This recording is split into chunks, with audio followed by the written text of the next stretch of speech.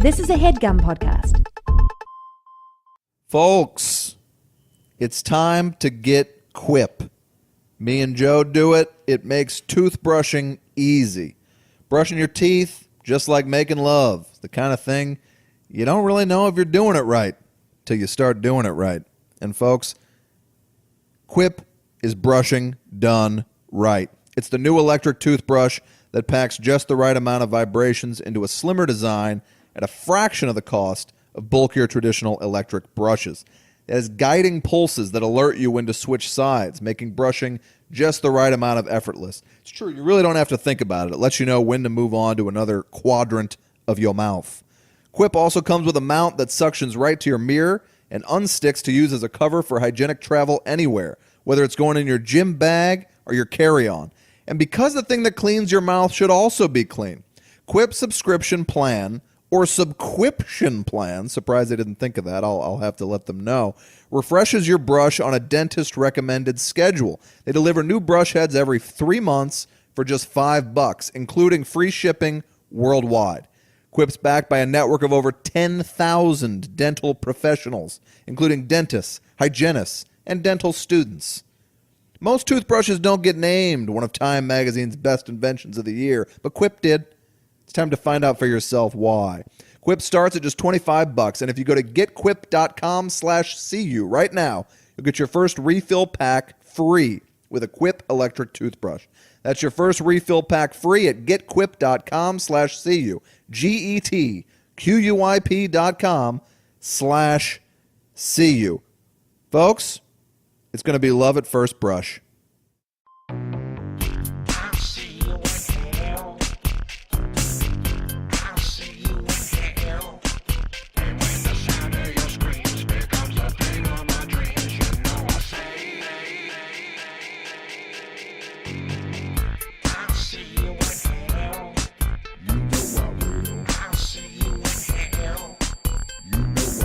Welcome to another steamy hot episode of We'll See You in Hell. I'm just chuckling. Pat read a, you probably won't hear it before this. It'll probably pop up somewhere in the middle of the episode jarringly. But there's Pat's read of the Quip ad made me laugh today. It's your podcast that you turn to for the shakes and the quakes and the what's happening and all the horror and sci-fi and fantasy film stuff going on out there in the world. My name's Joe DeRosa. My name is Patrick Walsh. Joe, how have you been? I know how you've been. We've been talking. It's not good. I know been a real ball breaker week out here in La La Land. Yeah. It's just been a lot of rejections this week on all fronts. It's not a great week. Had to really convince myself not to open a bottle of wine at 2:45 p.m. today. I didn't do it. I fought it. Yeah. But it's one of those weeks where you're just like, oh, for Christ's sakes, who cares? I hear you. But other than that, I think I have my health. I don't know. I have a physical on Tuesday. Okay. Or actually, God, by the time this comes out, I will have already had the physical. So you could know that you're dying while this episode Yeah. ends. So let's hope that I don't it's not bad news and I don't replay this episode over and over as I weep myself to sleep. Yeah. Of a simpler time when I was healthy. But, other than that, I guess everything's pretty good, Good. Almost never reading the news at all anymore. Not looking at Twitter. That helps a lot. I'm sure. And I go on these very long walks every morning, about 2 miles. That's great for your well-being. Well, Important. I asked my doctor friend, and he goes, well, you're not really getting the heart rate up, but it's something, I guess. And it's like... They usually recommend for like a senior citizen to do a 2-mile walk, but, I'm happy for you. It's a nice... Well, I also do the elliptical, but I do... Right. not every day, but I do the walk every day. It's a great way to collect your thoughts and get some writing done and... It is. Whatever. Answer some emails. It's just a nice people watch... Get out in the world, Sometimes I'll do them twice a day. I'm on, day 9 of no solid food. I did my cleanse deal, and this is the last day of like OJ and stuff, and then I'm back in the swing. Joseph and I are heading to Vegas this weekend. We do these podcasts a week behind sometimes, and I hope when you're hearing this, I hope you came out to see Joe at the South Point Casino opening for Bobby Slayton, and where I will be as well on Friday night. The rare reverse plug, which is always helpful for getting asses in the seats.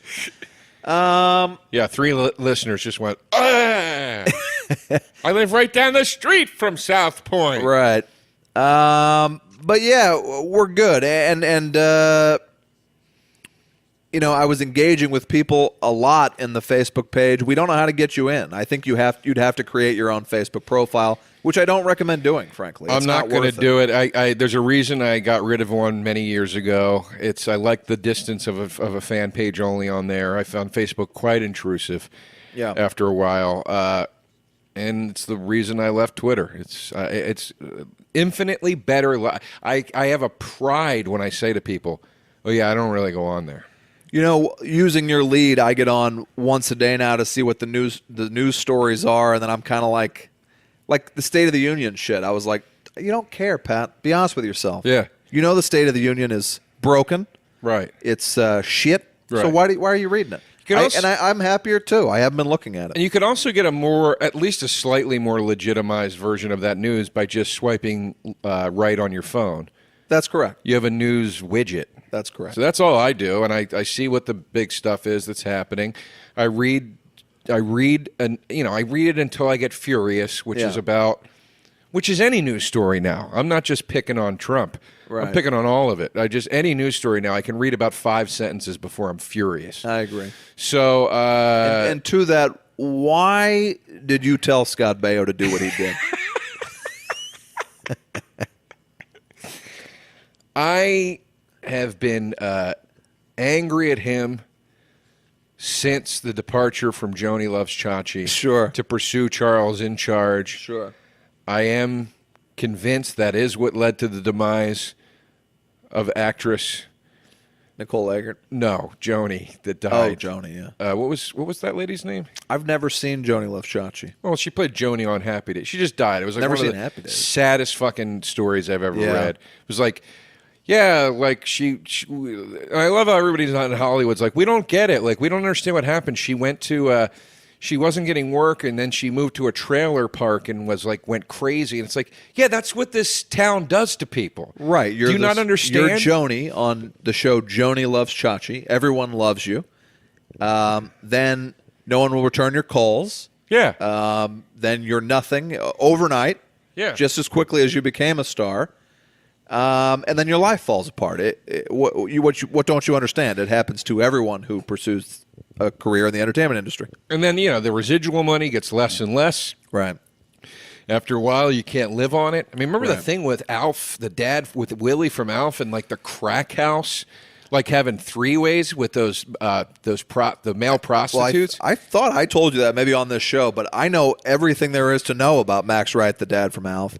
And I believe you did tell me, and then I looked it up, and I was like, come on, man, he's not in a crack house. And it's like, no, there he is in a crack house. He was a married man and then one day snapped. And I've known a lot of people who have worked with Norm Macdonald.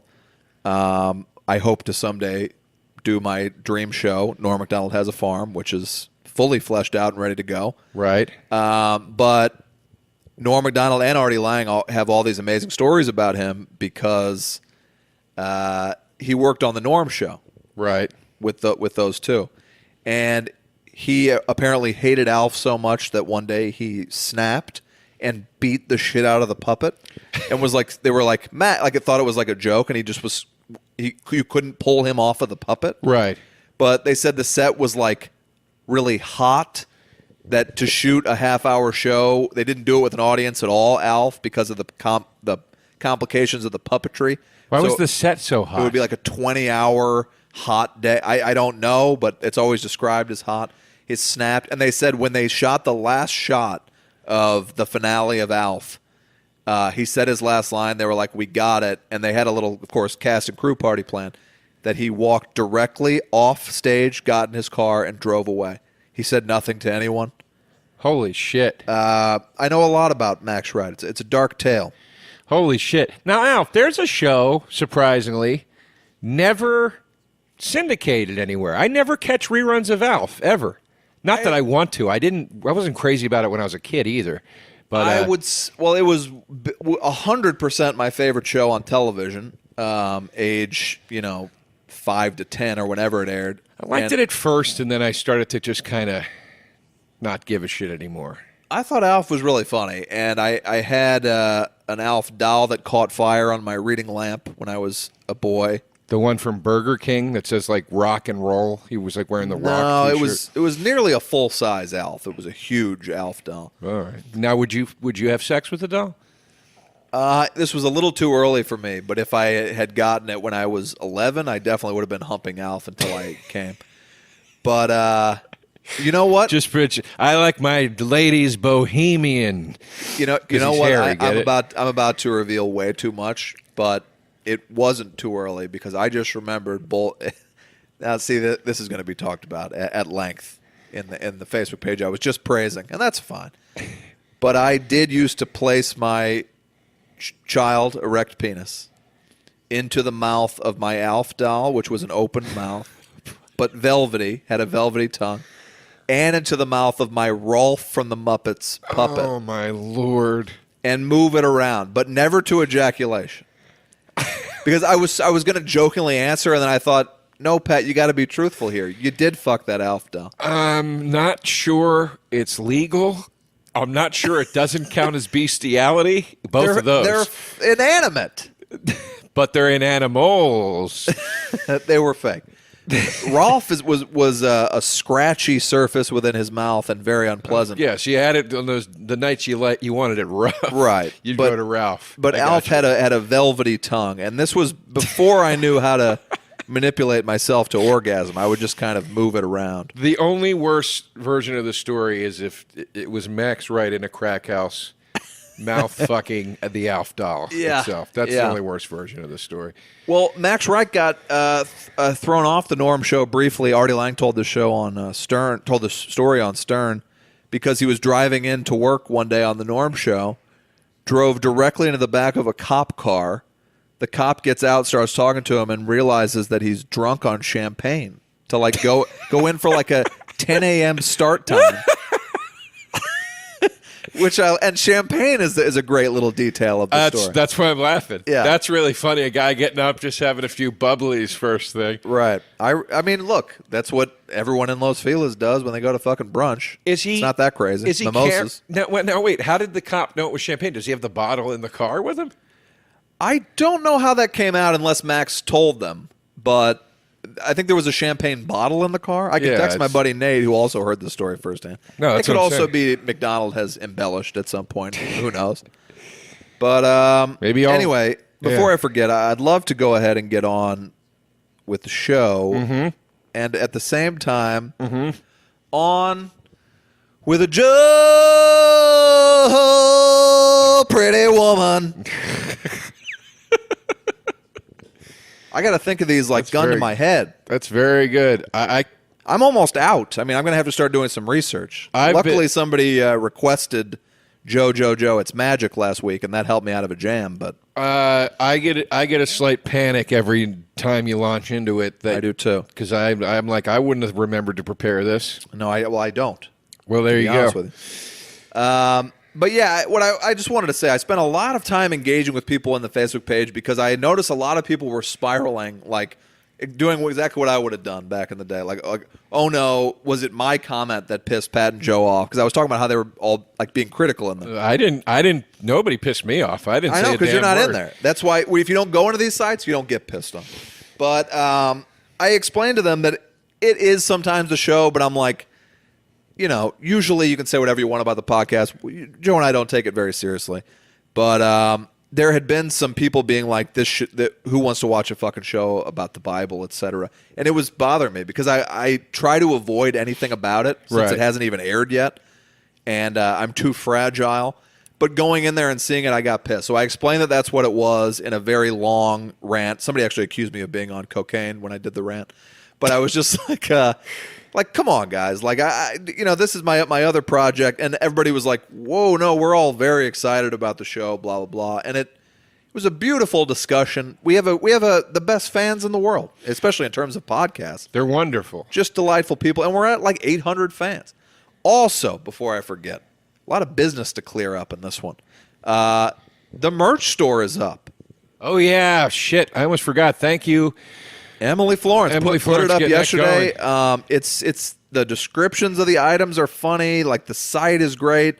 And I love Emily. I was telling this to our dear friend Vince Averill, Pat and my dear friend Vince Averill last night. Yes. I told him the legacy of the Hog House bit on the pod, how much Pat didn't like it. Yes. And I love, Emily, that you called the merch store the Hog House. Yes. I didn't tell you to do that. By that. I didn't tell her to do that. That was all on her own. So the fans have spoken. Well, let me give you the address real quick because I do not know it offhand. But it is on Etsy, I know that much, and it is called the Hog House Shop. And I assume that's all you do, right? You search the Hog House Shop. Yeah, and you buy stuff. Yeah. Well, search for items or shop. The Hog House Shop will see you in hell.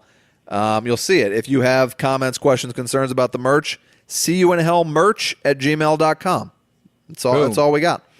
But they got beautiful stuff. Stickers, these posters that Jeremy Bennison and others did. Yes. It's a beautiful thing, and there's only more to come. So please enjoy. I think only the Bennison posters are there now. Yes. But I think some other stuff that's correct, yes. is potentially coming from other artists. And I think we're hoping to get T-shirts in there soon. So, hey, we're excited. You guys are all awesome. Also, I'm going to start looking at our HeadGum demographics, like how many downloads we're getting where. Yes. So we can start figuring out where we can go to do a live show that enough people would come to that it'd be worth going out there. Why have we not? I mean, there's been several requests for L.A. I guess if our we could do one in podcasting LA, company sure. ever did anything like that for us, that we could do it through them. But I'm not sure they know that we're actually on the HeadGum Network. But yeah, we'd love to do one. To just once get invited to one of the, not even invited. I'd love to sit in the audience for one. Just notified that there's yet another HeadGum live event happening. They've never even told me that it's happening. No, I think we're sort of the black sheep of the HeadGum family. Well, look, we can easily do one in L.A. That goes without speaking. I'd like to see, though, in what other cities we could actually pull out a nice, a nice size audience, meaning like, guys, we can get 50 people out to a show and find the right venue. We can figure out a way to make this work, So we're doing a different festival somebody was mentioning in Colorado this October, a different one from the one you and I did. Mm-hmm. What seems now like 12 years ago, but that festival has ended, and this is a new one. We'd do that. If you got a horror festival in your town, throw us up. We'd love to do it. Yeah, anybody... Especially in the next 6 months, because I'm not really working until the show premieres. That's totally legit. If anybody has any connections whatsoever to a horror festivals of any kind, fantasy festivals of any kind, video game festivals of any kind, anything that this would sort of fit into, Pat and I are very game to come out and do those things. We don't have agents that specialize in those types of appearances. So I don't know anybody. It was easier with Fangoria because we could go through Fangoria. Right. But I'm sort of out of touch these days with anybody with their hands in those pies. You're out of touch. I'm out of time. Joe, I'd love to take you down to the Paradise City, but first I would like to take you to Pat's Movie Corner. I thought they were the same place. They might be one and the same.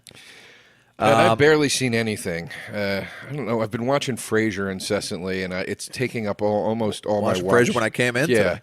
I'm almost to the end again, but it's taking up all of my free watching TV time. I understand. But and I will say, a lot of people are like, lean into Frasier. Let that be the new Perfect Strangers. P.S. I love you. I'm ready. So maybe that'll be my contribution today to the Movie Corner. Okay. Can we call this segment Crane Shots after my beloved joke? Yes. Okay. Yes.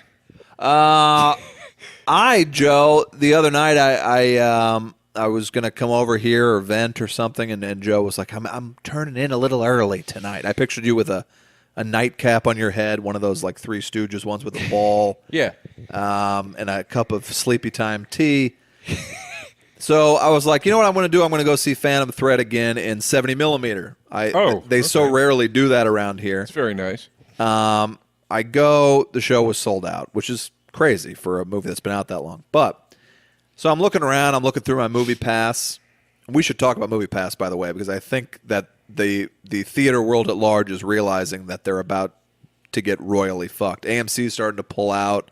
They're like, wait a minute. Apparently everybody's doing Movie Pass, and the company is a sham. You cannot get help from Movie Pass when you call their helpline. Well, and you know what, man? I don't feel sorry one bit for these theaters. I love the cinema. I love going to see movies. But these fucking people have this industry has gleefully ripped off the public since I was born. $17.75 is the current cost of a movie in LA. Yeah, and it's like, you should be fucking ashamed of yourselves. And don't give me the bullshit that we need to overcharge because there's so much overhead and whatever. This is all the bullshit in Hollywood. It's just, don't get me started. Anyway. Well, Movie Pass was asking AMC, so Movie Pass slides in here. Their whole thing is a sham. Like, Heather signed up for it and didn't get her pass for like 6 months. Right. They have no support. No one works there apparently, and yet they're slowly taking over the movie industry. And they went over to AMC like they're the fucking mob, and they were like, you know what? We've sent so many people to your movie theaters that weren't there before that now we're going to go ahead and take 30% of your concessions. Good. And AMC goes. They released a statement that was like way more strongly worded than your average PR statement. Right. And it was like, I want to be real clear here. Movie Pass will never receive $1 of AMC's concessions or whatever. And they just start, like, it's becoming a battle. Yeah, I like and it's shaking the industry to its core. But they let all these people do these one-year memberships. So if Movie Pass goes under, which I don't think it will, then all these people are going to riot because they paid the money for the year membership and then they can't use it. I think we're heading for a big problem, frankly. Well, lawsuits. I like big problems. I do like too. Chaos. You did it to yourself, everybody. Yeah. Movie industry thrived and worked beautifully for 100 years. And then this little offshoot rinky-dink company that I did this for ages and nobody knew what Movie Pass was. Yeah. They've toppled it in the span of about a year, and it's amazing. Makes me smile. It does. What now? Wait. What did you see? Here's what I did. Man, I go on some fucking tangents on these shows. It's all right. So I look up the Egyptian Theater where you and I saw that crazy Nicolas Cage movie that one time. That was you and Vince, but you and I saw the Ford Fairlane screening there right. with the Q&A with Dice afterwards. Yeah. So I go up.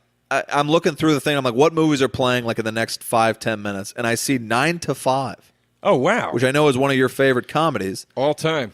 And a movie that I realized I had only maybe seen half of when I was a kid. I'd never seen the whole thing. Right.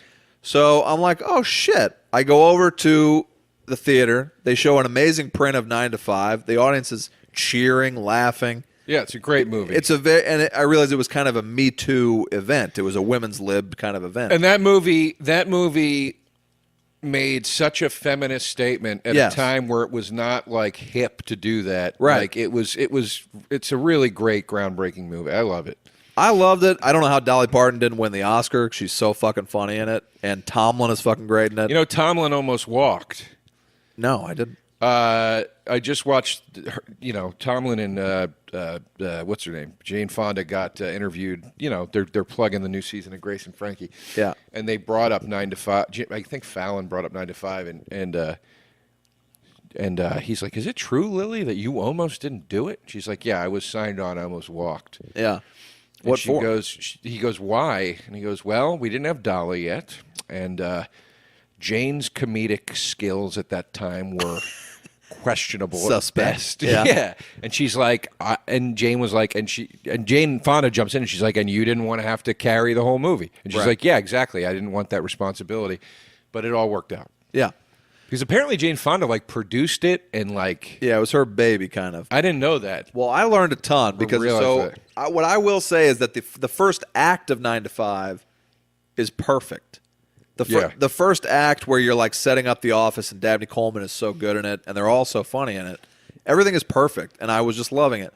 But I personally, and I might have liked it more as a kid, I hated the fantasy sequences. They're real lame. Where they're all fantasizing about killing him. I don't like the Snow White one. It's a little too goofy. Yeah. I kind of like the Jane Fonda one. Wait, what's the Fonda? That's the one where like the mob is chasing him, right? Yeah, the angry mob. At least that one's quick. Then Dolly Parton rides a horse to the office, and then she's just a cow lady in the office. Yeah. I was like, it was stupid, and I thought it derailed the movie. And you felt the audience get restless because the audience for a movie that came out in 1980 was going nuts, and then you felt the energy kind of drain. Right. Well, it is the scene where they're smoking weed, and it's supposed to be like they're laughing at ridiculous shit. That's true. But then the movie definitely gets back on track. It was very funny. I loved it. And then I'm getting ready to leave. I just thought it was a screening of 9 to 5. Out comes this lady who's, 65, very not Hollywood, like a big old pair of mom jeans and like almost like a moo type shirt comes out. And she's the writer of 9 to 5. Oh, wow. And it was so cool. And then I've been reading this Letterman biography. I'm loving this Letterman biography. It's fantastic. The new one that just came out called Letterman.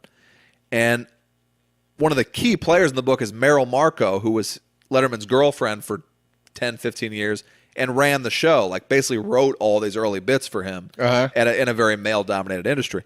So they go, ladies and gentlemen, the writer of 9 to 5, she comes out, and we're going to be doing a Q&A moderated by Meryl Marco. Oh, wow. This book I'm reading. She comes out. She's funny. The lady's funny. And the lady was critical of 9 to 5 because she said, she goes, I did it. It was a male director, and he said to me, you'll have no involvement. I have your script. Thank you. I'm going to do what I'm going to do. I'm rewriting it.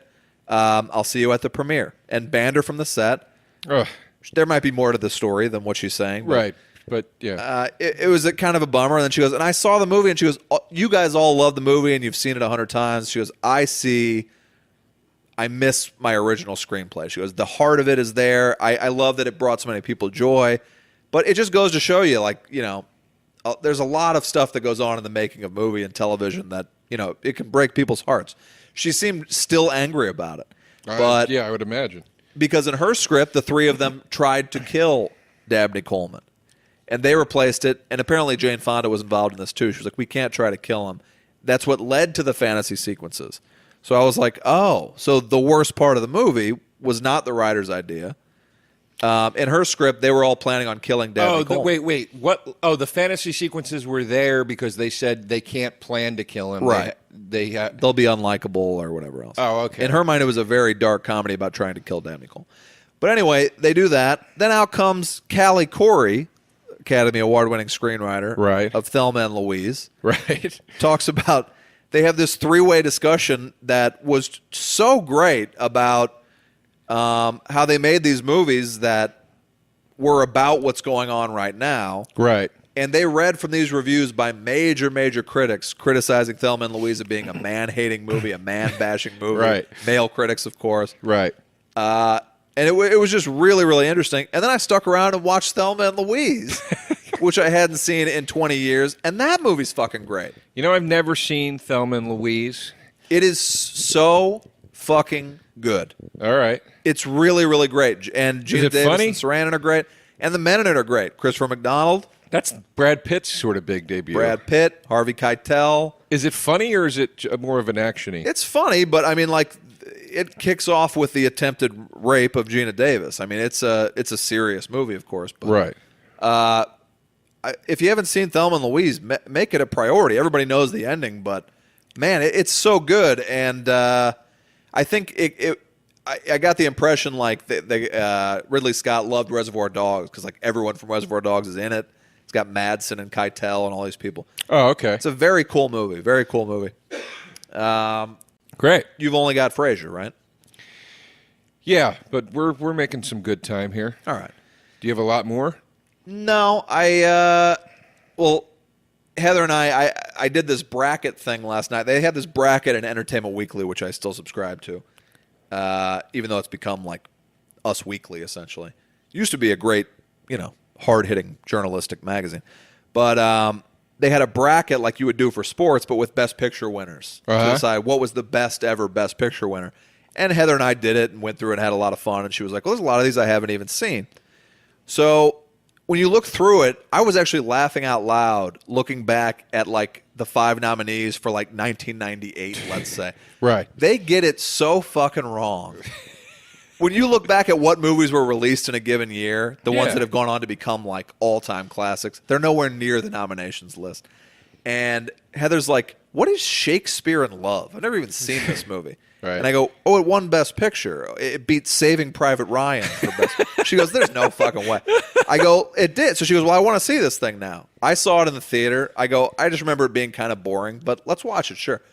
We watched Shakespeare in Love last night. It is... Heather was... I've never seen her so angry. She was so mad this thing won Best Picture. It's stupid.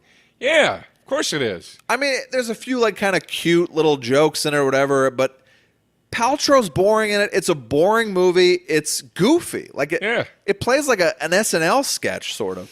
And you know who got it Best Picture?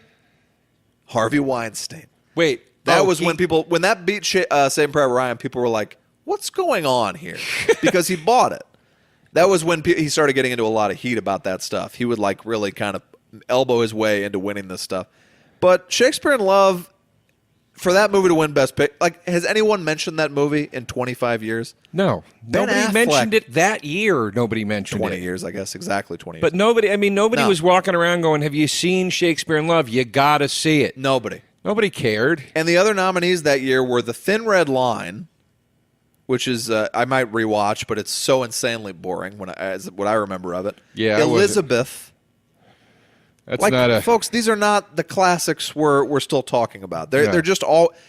we looked up our birth years, me and Heather. The year of my birth, 1981, Chariots of Fire won Best Picture. Apparently that's a very good movie. I remember watching it as a kid and hating it. It's so slow. Yeah. It's so slow. And the only movie that's any good that anyone even remembers from 81 that got nominated was Raiders of the Lost Ark, which did not win. That got nominated for Best Picture? It did. Look, rightfully so. It's in my top 10. I'm not surprised. I'm surprised it got nominated, not that I don't think it's Best Picture. The point is, generally, they're dead wrong. We watched another Best Picture, which was Kramer versus Kramer. I like Kramer versus Kramer. That was a fantastic movie. Yeah. Amazingly well acted by Dustin Hoffman. I mean, that's the other thing. I mean, like, anything you watch now, you're like, well, okay, I guess he could probably do it. And that movie, Meryl Streep talks about now how to get her ready for a scene, Dustin Hoffman slapped her as hard as he could across the face, and she was not prepared or asking for it. He didn't. Oh, she wasn't like, hit me. He just did it. She was like, I'm having trouble getting into the headspace of this scene, and he smacked her as hard as he could and stuff. I was like, all right. But if you separate it from that, Kramer vs. Kramer is a beautiful movie. It drags a bit in the courtroom stuff at the end, which I think was more novel at the time because divorce was more rare. But it's just a beautifully done movie, and Hoffman is great in it, as is the kid, Justin Henry. Scene where the kid falls is brutal. And he's running with him. Hospital. It's brutal. Yeah, I mean, it's a great movie. All right. I'm done. Well, let's get into some crane shots. Please, go for it. I mean, what... Look, I guess I could just kind of tell you what some of my favorite episodes have been. Please. But I'll just do one at a time so we can really juice this thing for a long time. All right. But I would say that a recent episode I watched that I enjoyed very much was Frasier is feuding with his upstairs neighbor, Cam Winston. Played by? I don't know the actor's name. All right. I've never seen him in anything except in this role, but he's really funny in it. And he gets some of Cam Winston's mail by accident, and which he opens. And in the mail is a invitation to the grand opening of some elite new something that's happening in the city. Of course, he and Niles are offended. We belong to every elite club in the city. What have we not been invited to? They go to the place. They find out it's a day spa. They hustle their way in. It's the best day spa experience they've ever had. They're paying the bill. They're like, this is going to be a standing appointment for us. My God, I feel rejuvenated. I haven't felt alive in years, whatever. They see a senator Frasier goes, "Oh, isn't that Senator so-and-so?" And the senator, he goes, "I want to go say hi." And he goes to say hi. And the senator goes in a gold door that Frasier's not allowed to go in. All right. And he's like, "Why can't I go in this door?" And the lady's like, "I'm sorry, you're at the bronze level. The senator's at the gold level. You're not allowed to go into the gold level. But please enjoy the bronze level as you have been." And then, of course, immediately he's like, "I haven't been enjoying anything. This is trash." Like, he's disgusted. Yeah. So they go to Roz, of course. Of course, Roz has slept with the senator, which by the time, listen, this is not a gender commentary I'm about to make here. I was noticing what you're about to say myself, I'm sure. By the time you get to like the 10th or 9th season of Frasier, Roz's sexual exploits become disturbing almost. Yeah. It gets to a point where you're like, something's wrong with this person. She's like, trying to fill a hole, yes. More than one. More than one, folks. But anyway, they're telling Roz what happened. She's like, "I know that senator. I can call him. When his marriage was breaking up, we had a quiet affair or something." And then, so of course they get in, and she's like, "But you're going to get into the gold door. Then there's going to be a diamond door, and you're going to not be able to deal with that." And they're like, "Right, pish posh, get in the gold door." It's the greatest thing they've ever experienced. They're on cloud 9. They're just loving it. It's so much better than the bronze. They were right. Of course, Frasier spots the platinum door. Goes to open it. Some guy's like, "You're not allowed in there." And in a really well-written sequence, they ignore the guy, the staffer, when the staffer leaves the room, they kick the door open, and they're in a thing called a Serenity Garden. Oh, that's right. The staffer goes, "You're not allowed through that door. You just have to enjoy your time here in the Serenity Garden." And Frasier goes, "Enjoy your time here in the Serenity Garden, where crueler words ever spoken." That's very funny. That's very funny. They're in this thing. They've got like mud on their faces. They kick the door open. Sunlight is beaming through, and Frasier's like, "Behold, Niles, actual sunlight to replace the chemical peel." And they go out, and then it's the back alley. They're with the dumpsters in the fucking back alley. So they upgraded their way outside. Basically, nice message. Yeah, it is a nice message. Frasier shirtless throughout these scenes? I think you catch him a couple times. Niles at one point is in a full mummy wrap. Okay. And I'll say this. After this being the second time I've gone fully through the show, and not counting the ones I saw when it originally aired, I think I fully believe at this point that Niles Crane is the most endearing sitcom character of all time, but you have to watch the entire arc of it. Right. They all go through a nice transformation over the show, which is why I like it so much. Yeah. But his particular arc, from going from being such like a ninny and a snot to like a guy that actually has feelings and loves his dad and like becomes giving, and it's a fucking beautiful. He's so good on that show, man. That guy is so fucking good. He used to beat Jason Alexander every year, which is shocking to me, but he did. I think, he brings an emotional side to it that isn't in the George character. George is hilarious, but George is, it's two speeds, and it's great. That's true. But, I mean, like, there's stuff with Niles where it's like, there's an episode where he dresses up as his dad for Halloween. Uh-huh. And Marty's like flattered. He loves it so much. And then Niles drinks too many beers and then like goes on this speech about like how his kids are two major disappointment. It gets so dark and emotional, and like, you don't really see that on Seinfeld. That's true. They never allowed any emotion on Seinfeld. But anyway, I love the show, and I have made it the it's become my barometer for all things quality in half-hour television. Are you able to tell people like what episode that is, what season it is? Or? I believe it's season 10. Jesus! And the episode is, I can't remember the name of it. But look, I'm going to be talking about Frasier on here for a long time. All right. We didn't even decide which one we're doing. We're recording 2 today, but I think we should do Before I Wake, correct? No. We're in Black Mirror right now.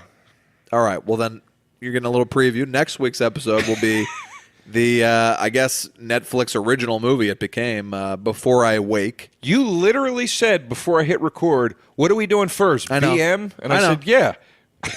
I know. I realize that now. See? Kid's been drinking nothing but orange juice for a week. Yeah. I will say during that week, like, sometimes you'll start to say a word and it just won't be there. Yeah. It's like I'm brain dead. But we are talking about the back half of Black Mirror Season 4. We're talking about episodes 4, 5, and 6.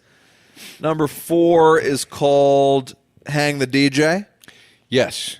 Great title, great episode. Great title, great song, which I was hoping would be used by the Smiths, and it is used expertly in the show as well. Yes. And also then to kind of step back and go, oh, hang the DJ, because the DJ is playing what they want you to hear. And the show is about making your own path in life, not letting technology, in this case Tinder, basically, decide who your partner will be. Right. Decide for yourself. I'm usually not quite bright enough to get those thematic connections. I didn't catch that. Very insightful. I was like, hang the DJ. Why is that the title? Why is that the song? And, usually if you sit and think about it, you can get it. I think going to film school kind of put those thoughts into my head. You start to analyze things. I had a film teacher who used to say every character in every movie was gay. He thought Bruce Willis in Die Hard was coded gay. It was hilarious. Right. He was a fascinating man, but he made you look differently at all kinds of movies and shit. Well, and that was a particularly deep title for Black Mirror. I mean, the first episode this year was called like Space Jam or whatever. You know what I mean? Like the titles have been pretty on the nose. That's true. I don't know why that one was called Crocodile. Like, I never figured that out. Which one was Crocodile? Crocodile was the one. It should have been called Guinea Pig. It was the one with the woman who kills everybody. I feel like that had something that was somehow a reference to the violence. There was some sort of violent parallel between the woman's actions and a crocodile, like how a crocodile will survive or something like that. I mean, this one, though, I had no idea other than they were playing the song at the end of it. I didn't even put together the thing you just said. We'll recap Hang the DJ for our dear listeners. It's fantastic. It's everything. It was probably my favorite episode of the season. Easily my favorite. It's everything that Black Mirror does right, including keeping the episode under an hour. I love it. My favorite thing about Black Mirror is that those. I mean, I don't love the show, but I like when they do this. I love this one aspect. I like the show very much, but I love this one aspect, which is, hey. They really give a nice fuck you to people that want everything to be safe. Yes. And are trading off, slowly but surely, their own decision-making abilities and their own abilities to be discerning or whatever it is, so things are safe and done for them.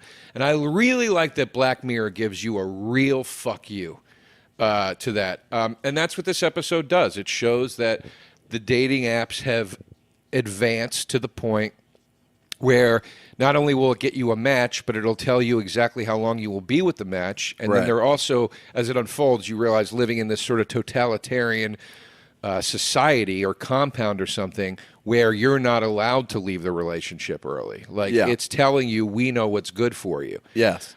Which is what these apps have started doing.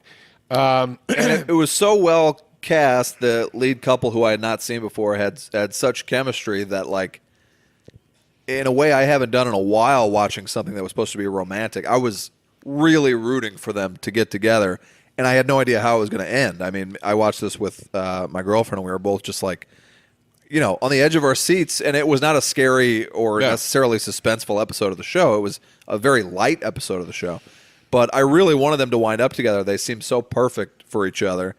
And the way it plays out, I thought it was very interesting and very moving, I got to say. I liked it a lot. It had great social commentary about what, at least I took it this way, what our culture does to women. Like the app basically forces her into being very promiscuous with a lot of men, like just overly sexualizing herself, basically. Yeah.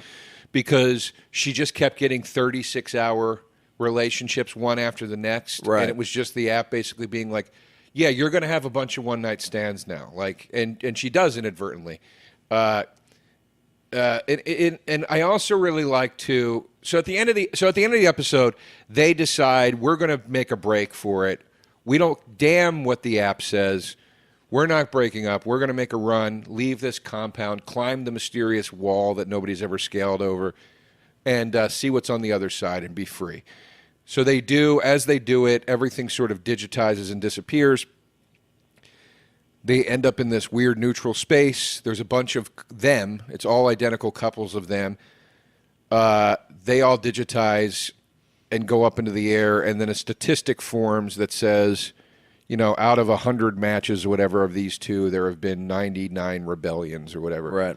Meaning 99 times that the simulation was run, these two decided I was meant for you, and we need to be together. Fuck what the world has to say. And then it cuts, and you realize it's the algorithm behind a present-day dating app that these two people are actually using separately, and they're meeting for the first time on a date. And it is very hopeful, and it's very beautiful, and you're like, oh, they found each other, and they're allowed to love each other in this world. But there still is that undercurrent of, yeah, but this is where that one started. This is, this will eventually get to that. Right. Just right now, it seems nice. Yeah. It was very well done. It was a very, very well done episode.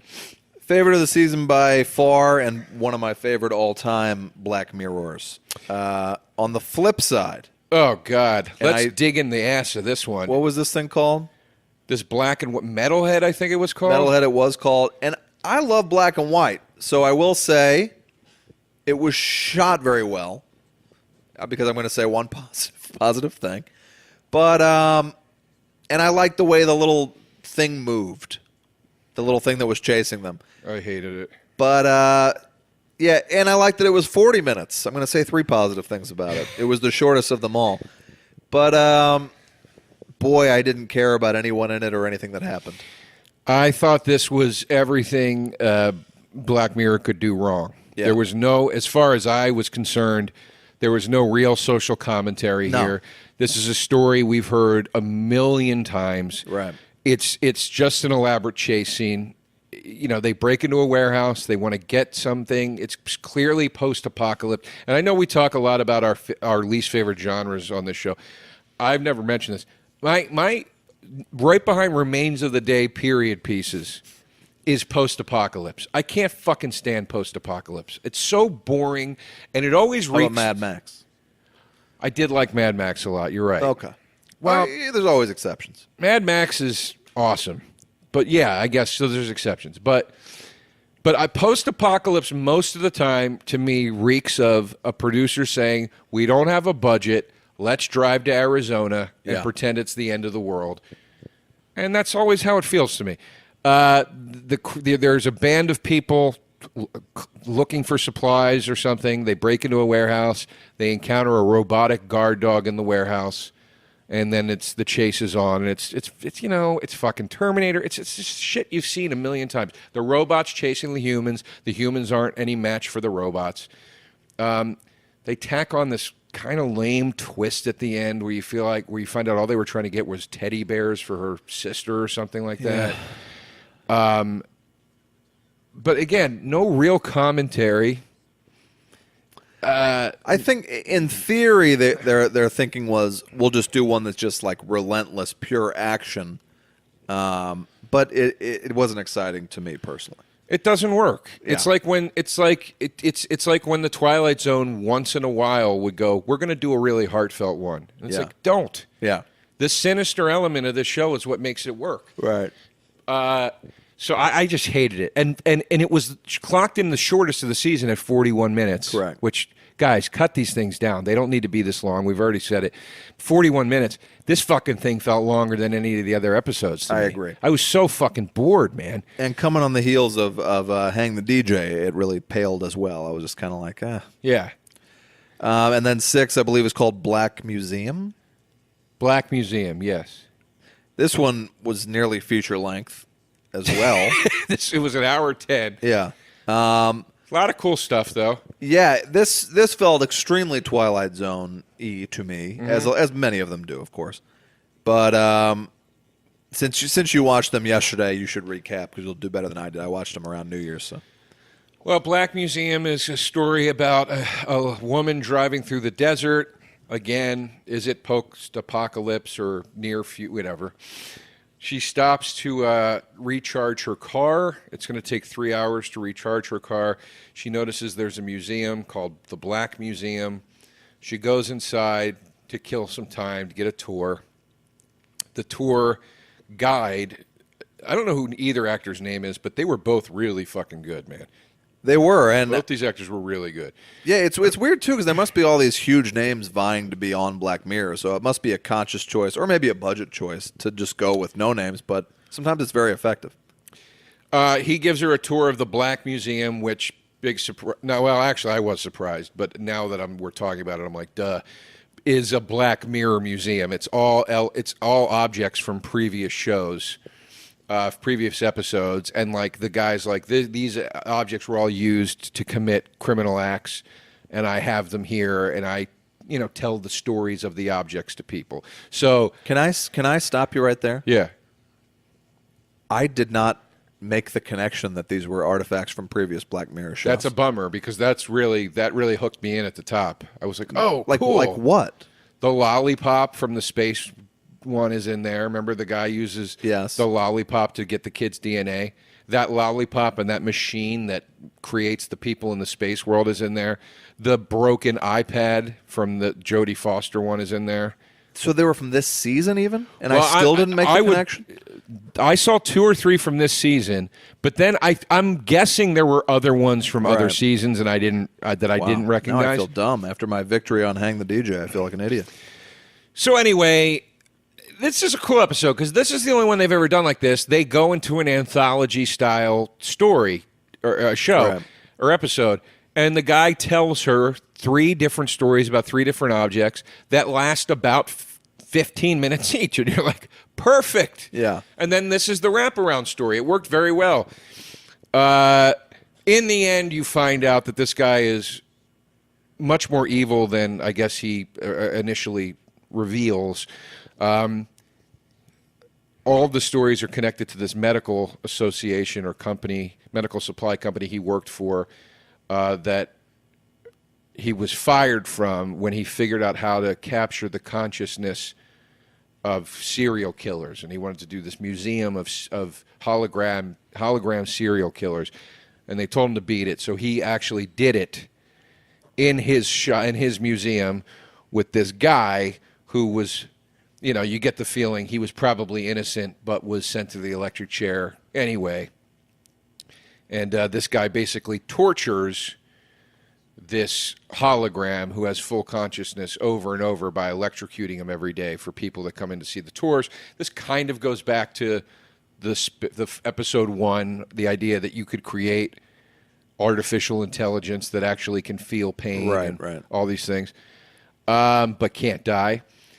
And then you find out that the girl that's there, that's her dad, and she's there to avenge her father and poison this guy for what he's doing to him and set her father free from this hologram prison, And this is where it all stops making sense. I don't really get what the hell happened. Somehow she puts the museum she uses all the devices from the whole episode, which this has always been a criticism on a Black Mirror. Everything doesn't need to be tied together like that. And this one, they really do it. She takes like a thing that can put somebody's essence inside somebody else's head, and she puts the evil guy who has the museum, his essence, inside the essence of the hologram dad, which already you're like, wait, what? Yeah. And then she puts the electrocution thing on nonstop, which for some reason will kill her dad, who's a hologram, but this guy will be electrocuted for the rest of time in his mind. I was like, what the fuck are you talking about? And then there was there was a teddy bear that a woman's conscious from one of the stories had been put into, and then she takes the teddy bear with her, so she saves the woman, and then she gets into the car and looks into the rear view mirror, and you see that her mom is inside her head, And you're like, well, how the fuck did her mom get in her head? It lost me too. It goes wildly off the fucking rails at the end. It's too much. I might actually watch that one again now that you're telling me all this stuff, because I just was sort of vaguely confused by it. Although I liked her getting the revenge at the end, and I liked the stories and et cetera. But this one was kind of a question mark for me, I guess, because I didn't get it. But not a favorite. Not a favorite. And so it's called Black Museum because it's a Black Mirror. Yeah. Because what threw me was I kept expecting a race element to enter the story because the girl's black. Well, there is a little bit of it. The hologram, the girl is black. Right. I think that's on purpose. I think that they are trying to make you think like there's definitely a commentary on race and crime and unfair persecution and whatever in there. So I think that that's part of it. I think, So overall, I'd say the season was pretty good. I loved the first episode. I loved Hang the DJ, and I loved and I really liked this one until the end. Yeah, I thought as we already stated, the insurance episode and the black and white episode were painfully boring. I didn't care for either, and I liked the insurance episode. The Jodie Foster one was pretty good, and the Star Trek one was great. This was the first one I saw another name other than Charlie Booker, the guy who writes the show, or Booker. It was Penn Jillette, which I was not expecting, of Penn and Teller fame. Had the idea for it, maybe. I think as a visionary guy, obviously as Charlie Booker or Brooker is, it's time to open it up and bring in even one other person to get kind of. There are so many people who could just do a bang-up job of coming up with like great shit for this show, and the guy is a great writer. But I think if you're doing 6 a year, maybe bring in another voice. I think it's about time for the show to open up a little bit if they're going to keep it going. I agree. Rod Serling is the man behind Twilight Zone, but he certainly had plenty of other fantastic writers in there. So I'm not pitching myself either. I'm not smart enough to write a Black Mirror. But. Well, Pat, that's Black Mirror, full season 4. We covered it. You can find me at Joe DeRosa Comedy on Instagram and on Twitter, though I don't really go on Twitter much, as you all know. I also think I'm plugging properly here. I will be at the Gotham Comedy Club headlining 5 shows the 16th and 17th of February. And I will then, the following week, be performing at the Patrice O'Neill Benefit with a slew of other wonderful comedians, including Bill Burr, Robbie Kelly, Rich Voss, and many more. I look forward to that. So I hope to see you out there. I am on Twitter and Instagram at the Patrick Walsh, and we are getting closer to the premiere of my show and also Joe's show, Living Biblically. You will start to see promos. I'd like to say in the most diplomatic way possible, I do not have any say or approval over the promos they are airing for the show. But trust me, it's a really funny show, and I hope you watch. I also have no, I'll say in the most diplomatic way possible, I have no control over any of you tweeting incessantly at CBS. Don't tell them to do that, Joe. And saying, where's Gary? You know what? Maybe they should, but not in a nice way. I'm not saying in a mean way. I know, but Les Moonves is not monitoring the CBS Twitter account. I assure you. I'm sure it's some nice person who doesn't want to answer all those. But I ask myself each week, "Where's Gary?" and I hope he returns. Thank you all. Check out that merch page, as we said. Check out that Patreon. Thank you to those of you who are supporting us, sponsoring us on Patreon. And we'll see you next time, and we'll see you in hell. That was a HeadGum podcast.